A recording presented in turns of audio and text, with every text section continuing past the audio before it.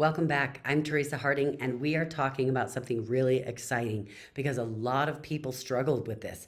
We're talking about addiction to technology, and we're going to talk about how you can change that. In our pockets, on our desks, and even on our wrists, we have technology that has nestled itself into every nook and cranny of our lives. And while these devices and platforms have revolutionized the way we communicate, the way we learn and entertain ourselves, there is a shadowy side to this luminous screen, and it is called addiction.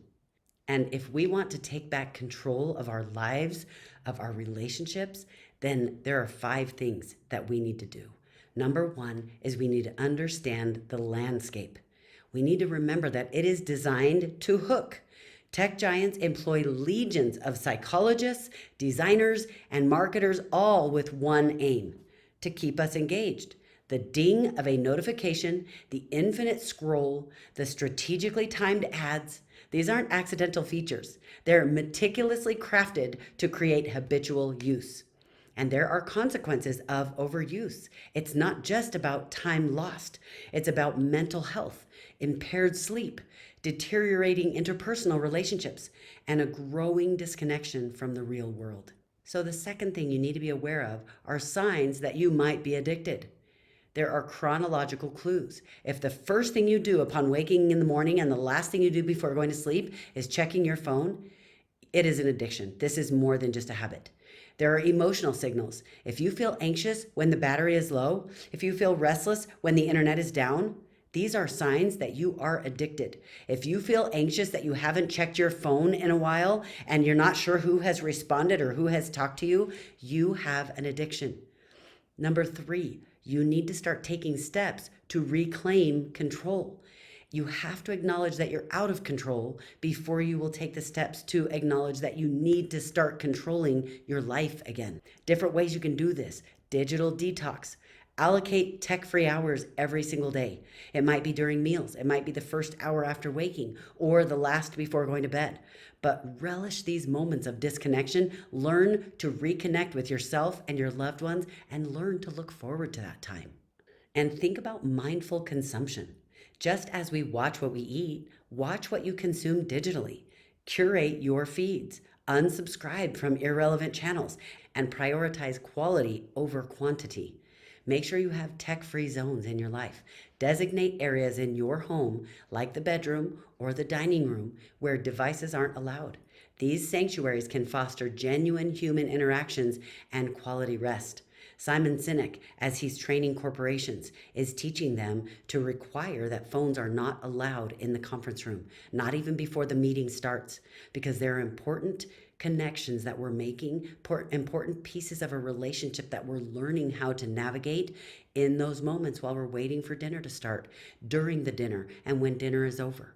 So it can't just be, well, I'm going to be on my phone until we actually are eating, and then I'm going to put it away. One of the things we did with our kids is if we were in the car driving somewhere where we were taking them to school or taking them to an activity, a normal situation where you might be talking in the car and connecting and relating with one another, those were situations where the phones had to be off, because otherwise we're losing those moments as families, and it is damaging. The fourth one is education and awareness. We know that a lot of children are on their screens a lot, and it's getting worse and worse as the months and years go by. It is essential to instill healthy tech habits in your children. Educate them on the risks.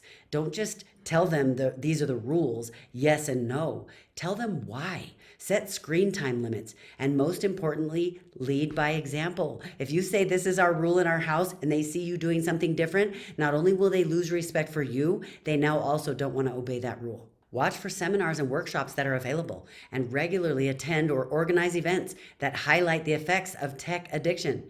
When we're informed, we're better equipped to make changes. And when everyone bands together, it helps the whole community. And the fifth one is going to sound like an oxymoron. Leverage technology to fight tech addiction. There are app solutions. Ironically, technology itself offers some respite. Apps like Forest or Freedom help users manage their screen time, it blocks distracting sites, and it cultivates periods of focused work or relaxation. We are human. We are not immune to temptation. So don't pretend like you are going to be able to take care of it yourself. If you have an addiction, that's exactly what it is, an addiction. And it's time to do something about it. It's time to acknowledge that you aren't going to do it by yourself. Another thing you can do is monitor and analyze. There are built in tools on many devices to track screen time and app usage. And when we're confronted with the raw numbers and we see how much time we're actually spending, it can be a huge wake up call, pushing us towards change. These screens can be like a siren call that beckon us, it pulls us into a digital whirlpool. It is essential to remember that these tools were created to enhance our lives, not consume them.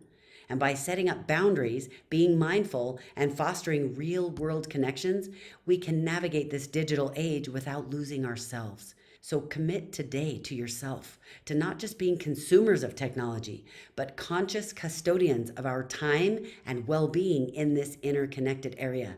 Take responsibility for the opportunity cost you are losing in the relationships that suffer, in the time that is wasted, in the mental anguish you are experiencing because you are addicted to technology.